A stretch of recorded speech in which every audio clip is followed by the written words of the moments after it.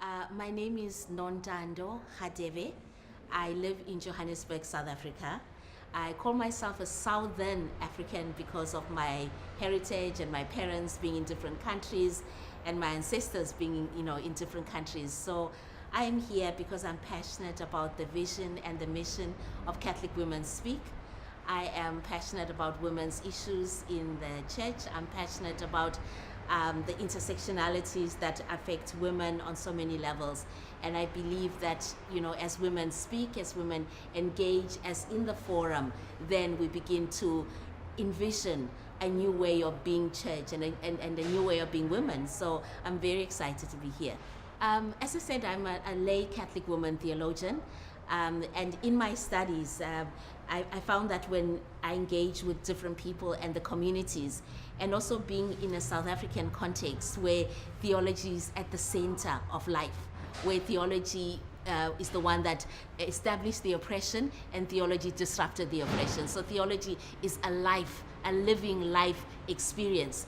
And so taking that whole prophetic understanding of theology and taking my own personhood as a woman, then I begin to look at the status of women, their lived experiences, the experiences of exclusion, of not having a voice, and then expanding that understanding of women to include all women.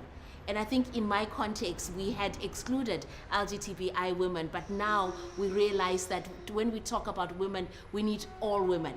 And also, in the South African context where race also plays an important part, it has been exciting that women across races are coming together and speaking with one voice to say we need to break that legacy.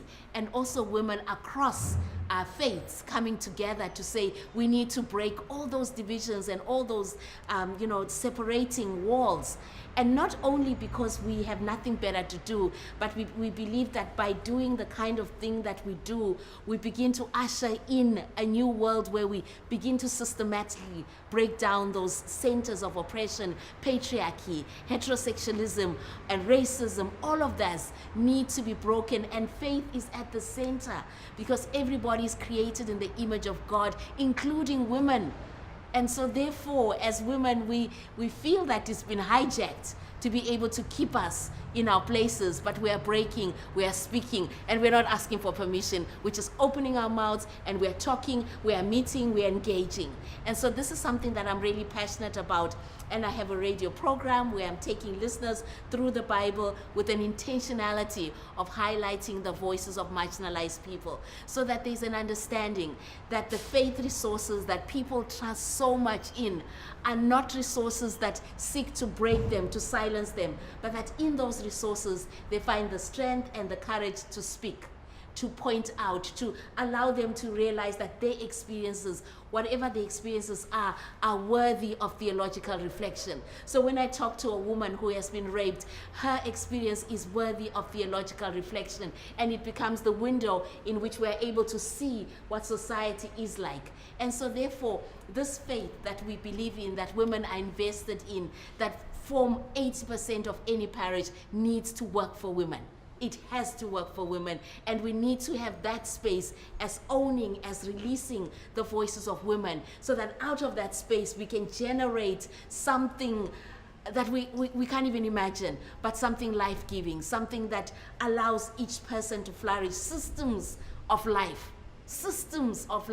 So the systemic situation that has brought the sexual abuse needs to be dismantled, and who better than those that have been marginalized, which are women. So really, especially even living in the African context, people will say, gender issues are Western, but we are talking about the participation of all citizens in their gifts, in their vision, and in their calling for the rebuilding of the nation.